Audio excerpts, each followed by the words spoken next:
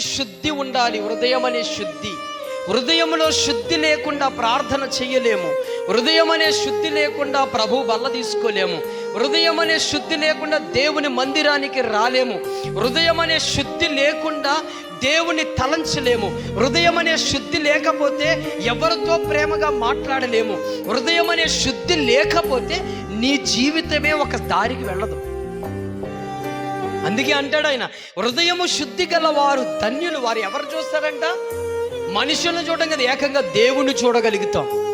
హృదయం శుద్ధిగా ఉండాలి. ప్రార్థన చేస్తే గొప్ప కాదు, పాటలు పాడితే గొప్ప కాదు, వాక్యము చెబితే గొప్ప కాదు, వాయిద్యాలు వాయిస్తే గొప్ప కాదు, దేవుని మందిరానికి వచ్చినంత మాత్రాన గొప్ప కాదు. హృదయములో ఏముండాలంటే శుద్ధి ఉండాలి.